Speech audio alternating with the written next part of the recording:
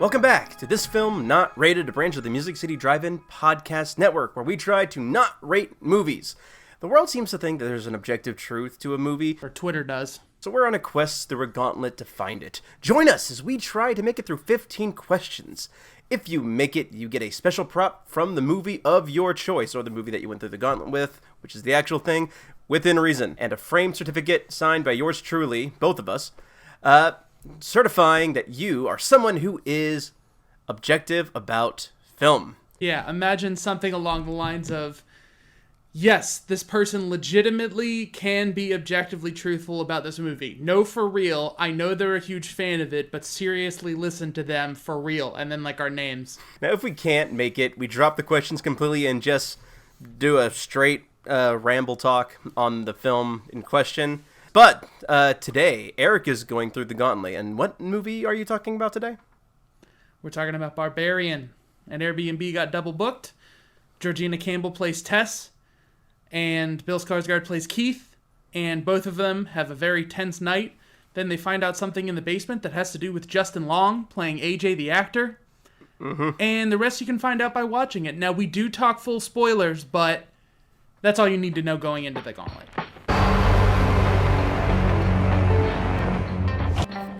Is Barbarian a good or bad movie? Fun fact for this one, Barbarian is a Disney release. We'll talk more about that later. They did what they do for a lot of movies, which was random polling of pre-screens in order to get ratings from an audience and then have rounds of making small edits and tweaks. The writer-director, Zach Kreger, He didn't feel worried about the movie's release because by the time it was released, Disney would have a score that was a number that to the point where they were confident that it would get the reception they wanted. So, almost scientifically, this movie is at least going to be as effective as Disney's standards say it should be. Question number 2. What was the best scene in the movie? Different people's favorite scenes in this movie is going to depend on different types of horror, different types of expectations. But there are scenes that people talk a lot about, ones that are shocking, like literally a jump scare that is the turning point from the first half to the second half of the movie. Mm-hmm. My favorite scene in the movie involves a missed opportunity. I will say, to answer this question, the best scene in the movie isn't in the movie. Best scene in the movie isn't in the movie. No. Oh. Well. Oh, I thought it was so clever. Saying, like, oh, it's not there. Like, oh, gosh, I thought I was so smart. 2 questions? Well, I guess we're just on to, we're dropping the rest of the gauntlet questions. The first thing we should do when we go here is, would Nicolas Cage have made this a better movie? Yeah, where would you put him, though? There are places where I can see... Oh my gosh! I wouldn't make him the actor, because specifically the stuff that actor goes through. Mm-hmm. But he could be the father or the mother. Yep. I think either one of those would be like... Although, credit to that actor, you were telling me you weren't sure what secret casting, like, I didn't want to know about, and I learned that it's sort of a niche horror thing. His name is Richard Brake. He's in a whole lot of Rob Zombie's stuff, and in a lot of horror stuff. He's like a horror actor. Okay. And he's the father. He's the serial killer from the 80s. As people should know by now, we're in full spoiler territory. We haven't given you enough context yet, but you should understand now that we're stepping into talking about a movie that everyone has kind of kept hush-hush and kind of had the opinion that you should go in blind. Mm-hmm. I am not of the opinion that you should go into this movie blind. Yeah, I think that's a bad idea also. The trailers give you a very different expectation on what you're going in to see, because it's the effect it had on me. And the first third of the film, I got exactly what I was going to get. And then as soon as Justin Long's character is introduced in to the film, it becomes a different film. And then once he goes underneath the house, it becomes a different film from that. There are like 3 distinct different tones in this movie that try to coexist. Here's the thing. I'm not someone... I do agree that if the press release had gone differently, going in blind would have been a good idea. I feel like it's so rare we get a movie that takes a left turn like this and is like, screw you, you're in for a ride now. I feel like if you're going to make a movie, don't just pander to an echo chamber that agrees with you. You know, create a movie that draws in an audience, then do something with them that they didn't expect and see how it works. Yeah. But focus on making it entertaining enough that you're appealing to you're even if you go into this movie, as long as you're expecting an R-rated, anything can happen horror, you're probably safe. You're probably going to be okay. But it is a wild ride. The problem is everyone in the okay. The first question that we ask of the 3 questions that we have. What made you want to see Barbarian?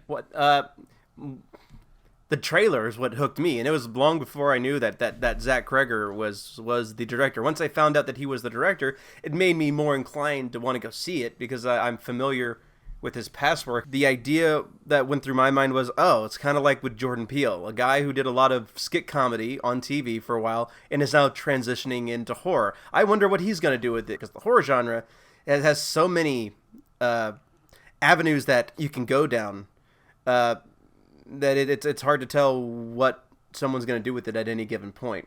A lot of things I'm going to say are from Zach Cregger interviews and whatnot. And so immediately, one of the things that he said in one of the interviews that he went into was the DNA of a horror scene and a comedy scene are very similar. You're trying to build tension. You're trying to have setups and payoffs that function generally the same. You're just trying to deliver a different response. Okay, I wanted to see this movie because the trailer just was fascinating, and then I saw Justin Long. We haven't seen Justin Long in a horror film since what, Jeepers Creepers? No, Drag Me to Hell. No, Tusk. I haven't seen Tusk yet, so yeah.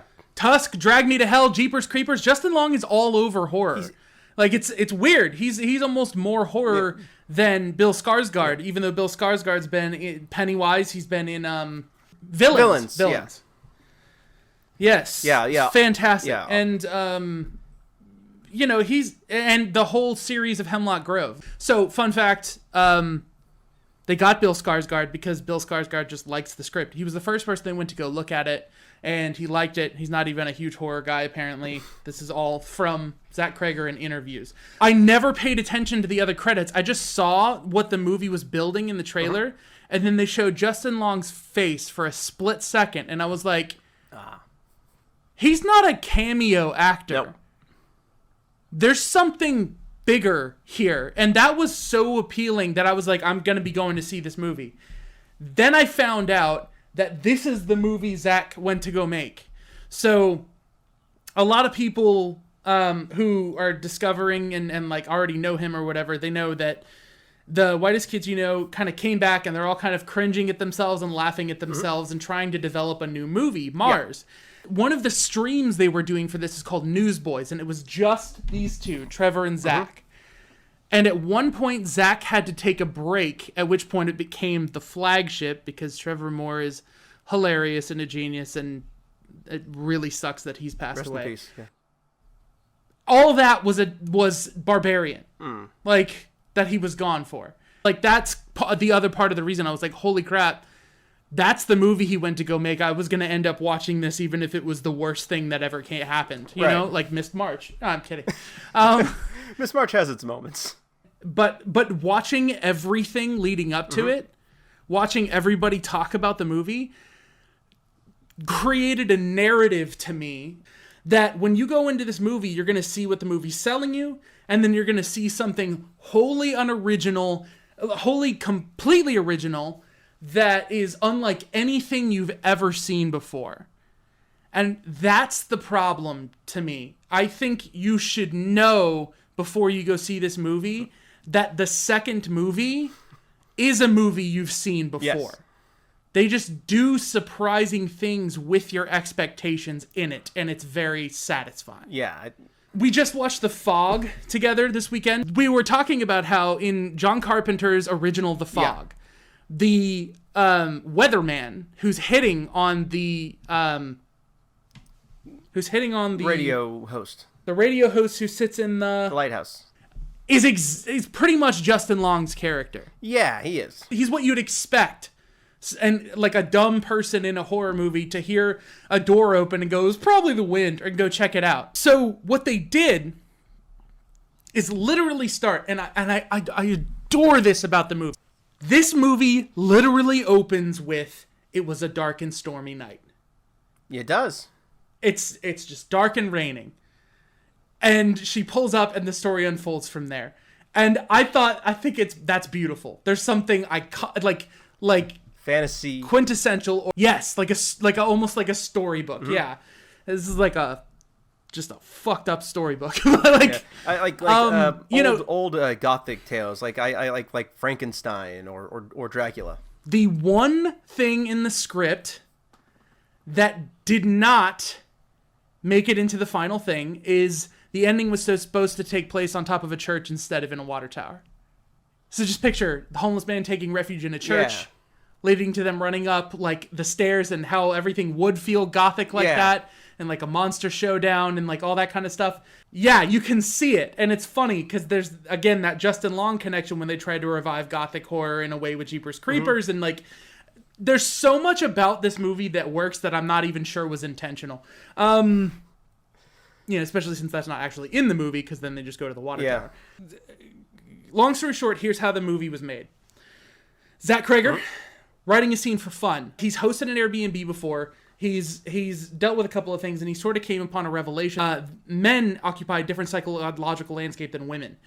And this point is brought up in the movie. Tess is like, if the roles had been reversed, there's no way in hell she would have opened the door for Bill Skarsgård. Yeah. Right.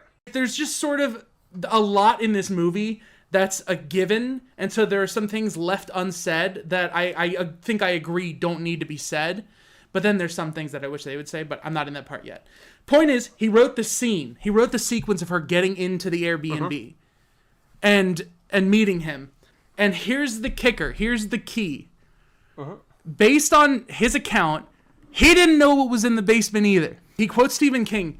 Stephen King is not someone who writes out story cards and beats in order to get from one to the next. You and I also just watched Hereditary, a movie where you can clearly tell that scene A-2 has to have X beat in it to pay off, later and whatnot. Now, Hereditary is fantastic, but there's so much planning in that. Oh, so much.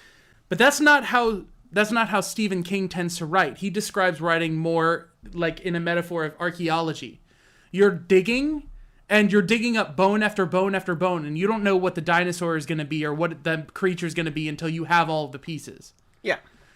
So the way Zach wrote this was he wrote that scene, then he wrote forward, and when he got into the basement, he just wrote the most fucked up thing he could think of that could come out of the basement. Yeah. And that's that scene where Bill Skarsgård, Yeah. That being said, there's a ridiculous amount of airtight logic in this. Okay. Curtis, answer me this. How does Mother get out of the basement? How does Mother get out of the basement? There's a broken window and it's nighttime. She can't come out during the day, I guess, because she's sensitive. It's not broken, remember? Tess had to get the key out the window. She couldn't open it first. Well, but then later on No, but remember when she's asleep, Mother comes out and goes through the open door. Oh, you're right. At the very beginning. Very beginning. You're right. Mm-hmm. But here's the key. Tess and Keith are able to open the window together. Yeah. So Mother's strength, she'd be opening the window and shutting it. Well, it would be no problem, and then they would still be blocked. Well, there's also this throwaway line when Tess has gotten out for the first time, and the guy that saved her says there's more than just her down there, and I thought that was implying that there's more creatures down there, but we only ever see the one. Well, I don't see how there's not more creatures down there. That was confusing to me. Point is, there was an explanation for how she could be getting in and out. On screen, visually, if you put things together. And that was the thing. What I really liked about this movie was how surprisingly tight the logic of it was. When Tess comes in, she's looking and eyeing all of these smart things to make sure she knows how to keep herself safe. She's being as careful as possible. There's this great little one-shot moment where the washing machine turns into a cup of tea. And if you remember that pretentious story on film thing I had you watch, you think back to the taxi driver seltzer and you think back to the coffee cup. It's like, it's always represented tension in film, and it's sort of a nod. Yeah. There's all these great things, great direction, great changes in direction, creativity, the guy who's unbound by rules of having done this before, and also knows how to follow the rules that are already set there, enough to play with them. Then you have an issue. The editing where Justin Long picks up Tess, then Mother gets up and lunges for Justin Long's throat, and then poof, Tess is already laying on the ground and Mother has him by the throat. He doesn't drop her. It's just like a too quick editing. And a little more obvious one, when Mother jumps after Tess, we don't see her catch up to her, grab her, flip around on her back and hit the ground. If you drop a marble and a bowling ball from the same height, they're going to hit the ground at the same time. So you have to cut away because this can't actually happen. But it looks and feels awkward when it happens on screen to me. I would say that's another thing that you see in film a lot though is messing with time. You see it all like a lot in Steven Spielberg movies, specifically with Indiana Jones and Raiders of the Lost Ark. At the very beginning, the slowly moving door, it should have closed like long before Indy could have gotten out of the pit that he's hanging out of. But that's increasing the number of shots. Like, it keeps being almost the same. He does that on purpose across multiple movies. Steven Spielberg does that all the time. It's almost a stylistic trope of his. This here, I'm talking about, like, this is a continuity issue. But that happens. And so the biggest example where I feel like this was a problem was where Zach talks about how this movie is sort of entertainment first, but then you have the benefit and horror of slipping in messages sort of subtly, not so subtly, definitely not subtly with the police, but that's whatever. You have the setup, which is frustratingly real for way too many people I've met, talked to, dealt with, that AJ, Justin Long, is a rapist. And the way that he is that is he tried to impose himself in that alpha way that people talk about being or whatever. The woman said no, but he's like, oh, she came around, right? The way that he leans in and talks to his friend, who is Zach Kreger. You had an opportunity there where the girl tells him you have to act like her baby in order for her to not freak out on you. Now, I could be wrong, because this could just absolutely work for everyone, because the idea is she's a woman, she's been in the position of women, she knows she has to sort of appease the person in order to survive. He doesn't get that, and so something bad happens to him. But you could have pushed it just far enough that Justin Long agrees to act like the baby, and you have that flip of a dynamic where the scary woman puts him in the position where he has to appease her to survive. Yeah. And they didn't do it. Right. You know, and they talk about having extended that scene and about how apparently originally, because he won't take her milk, like she rips the head off of a rat and like bird feeds it to him. But even that extension wouldn't nail that point down. But here's the thing. I'm thinking about that point because of the movie. So maybe it did do enough to make that point, you know? Yeah. Yeah. The one thing I absolutely know does not work for me is the throwing off of the water tower. Again, I hate being this person. I didn't go to Bulgaria for months and make a movie. I didn't go through all the headache and work, and it's a fantastic movie. But you have that opportunity where he could have just told Tess, like, hey, she thinks you're her baby. Why don't you, like, he acts entitled and says, why don't you just slow her down? Because she's not going to hurt you, but she'll hurt me. He tries to pressure her into saving him. That scene could have had that a little bit more than it did. Which there's, again, it's kind of like Last Night in Soho. When it comes down to it, the way that I'm criticizing the movie is so talking about how I would make a movie that it's like the movie gave me that technically. Technically, that's a huge positive from a scene that I think is critical. Anyways, that's what I liked. That's what I didn't like. So So for what I liked about it, you know, the whole intro kind of like what you were describing. I massively enjoyed the all the little attentions to detail. With Tess being nervous about even being invited inside.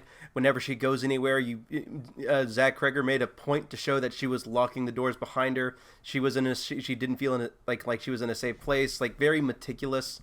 When you go back in time and you're following the serial killer around, and it's a straight shot behind his camera, and you're kind of isolated from his face. You just see his actions. I like all that camera work. And then, Justin Long, I haven't seen him in a horror film since I watched Drag Me to Hell with you at your place. That's a whole different other kind of horrifying. But I gotta say, I'm happy to see him again. I either only see him in, like, horror movies or comedies. Like, God, Dodgeball, he plays a minor role in that, and that college film, I can't remember. Accepted. Yeah, he's awesome in Accepted. I really liked Bill Skarsgård as Keith. I think he played the perfect kind of red herring character to start off the film with. Like, trying to push on, well, I'm going to make some tea for both of us. If you want it, it's going to be here. If you don't, it's okay.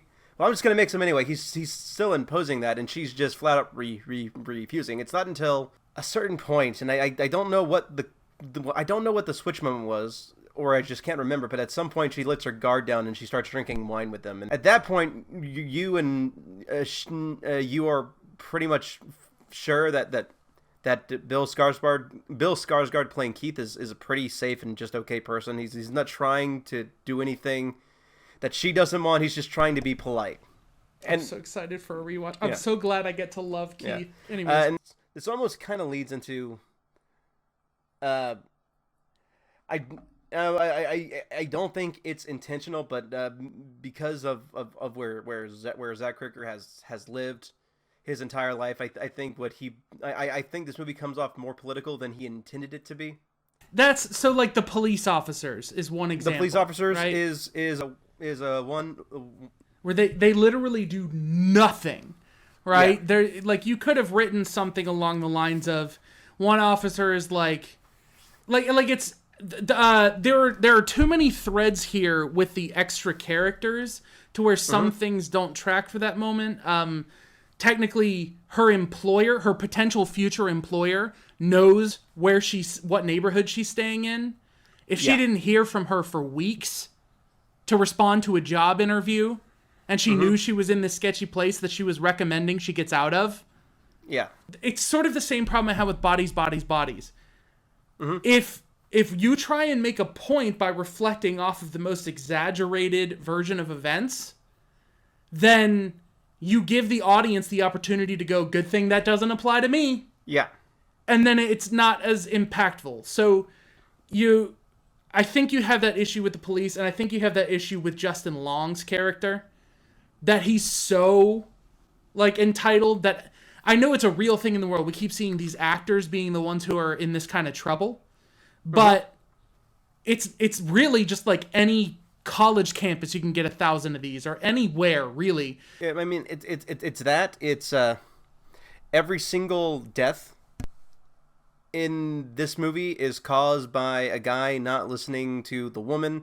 Like, every single time. Even the woman not listening to the woman is the cause of her being trapped under the house to begin with. Like, while that comes off as nice, it also comes off as pandering and could be a little bit Pandering may be the wrong word. But see, that's the thing. The reaction across the board, and this is the important thing about this movie, is pretty much, finally someone gets it from every female reviewer. So you could go beat by beat, right? Because the deaths are pretty few, right? Keith, he tells him, like, he's trying not to control her the whole time. Yeah. But the one time that he actually physically stops her from leaving is when she's freaking out and he doesn't understand what's going on. So when he goes down from logic that I 100% understand. I want to know what's down there. I want to maybe be able to help if I can help, or report something if I want to report something. But I don't want to get locked in the basement. Right. So I'm going to ask her to stay there, right? So I got to admit, I would probably do what Keith did. You and I both know that we would probably go down and check the room. Yeah. Now, Justin Long, there I have a problem. You make him such an idiot that he's literally measuring things backwards without looking where he's going, to the point where he could step in a ditch and not know because he's walking backwards in a tunnel that's not lit. So it's like, okay, if the first half of your movie wasn't set up on grilling the details for airtight logic on how to proceed, then I wouldn't be critical when a character makes a dumb decision later. But I it's sort of the movie asks you to be. Yeah. Father kills himself. Mm-hmm. The homeless guy. Yeah, he doesn't get killed. He gets killed by a woman because a woman is technically the monster coming to kill him. But he doesn't get killed because of the advice of a woman. In fact, she says we should keep moving and he ignores her or something like that. He has a belief that I've been safe here for 15 years and she's been creeping around this neighborhood. I'm still safe. Yeah. It's not like he's ever been in the basement and escaped, so he doesn't know her rules or why she would be going for him. So really the only death in the movie, 2 deaths in the movie that are the result of somebody not listening to a woman are Justin Long and Keith, which are characters that sort of are direct reflections of one another. So yeah, the dad, he kills himself only after the threat of his crimes are about to come to light occur. Like he's already reached an old age. So see, that's what I thought too. I thought it was because Justin Long threatened him. Mm-hmm. But no. He asked Justin Long to move the bedside table to him, did he not? Oh, you're saying he was already planning on killing himself? For a long time. Guess who's been keeping him alive? Mommy. That sounds so bad to say. I hate myself for saying that. Yeah. He has been there. Who knows how long he wanted to. Justin Long comes in, and Zach Krager said this himself. He's not really too into the whole serial killer thing. The point of this is Justin Long has this opportunity to walk in and see the worst possible scenario of the worst part of himself blown to an extreme in front of his face for self-judgment. I think that gets across pretty well, because we were talking about this a little bit the other day, where I was saying something along the lines of Justin Long sees this person who's exactly him, but he sees him to a greater extent of evil, and then puts himself on like a moral pedestal because at least I'm not doing that kind of thing. Mm-hmm. But as you said later on, there is a bit of a reflection where he says, "I think I'm a bad person," and then he just ignores and then it 2 seconds after that he unlearns. Exactly. But that ending, I can't imagine how hard it must have been to try and end this screenplay, but it's so wacky. I feel like it'll become something where it's like, I know that's what happens in the movie, so it'll become more normal over time. But it was so bizarre.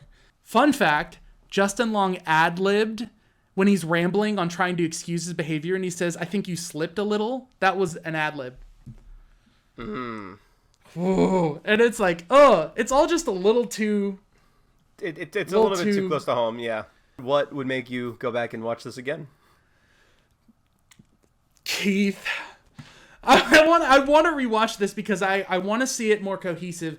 Actually scanning through and looking at the runtime, the movie feels like 3/3 because it's like Tess and Keith, AJ, and then AJ and Tess are together and there's like an ending climax. But actually, it's just before the midway point we switch to Justin Long. That's the weird thing about the pacing. Yeah, it takes a while to get there. Having heard people talk about how they're a mirror image of one another, watch a woman go through this problem, watch a man go through the exact same problem.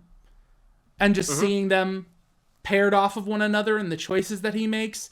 I really like that idea, and I want to see that again. But I also just want to watch it with my guard down around Bill Skarsgård playing that character, because it was really nice.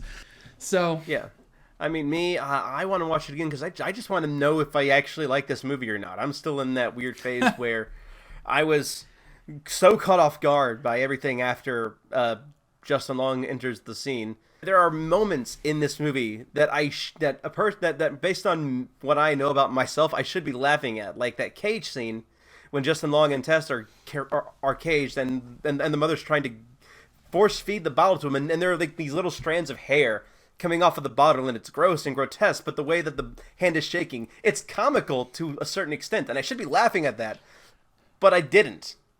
What about the gore? I thought the gore was outstanding. Oh, the gore was great. Like the practical effects, like that ending shot where the monster's putting her fingers into Justin Long's eyes, and I'm like, oh, she's gonna do that, yeah. And then she just cracks his head open, and blood spurts everywhere. It's like, oh, you went an extra step.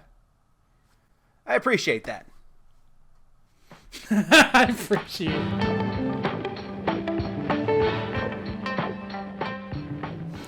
Well, we are This Film Not Rated. Again, we're a branch of the Music City Drive-In podcast. Follow us on Twitter at TFNRCMEL.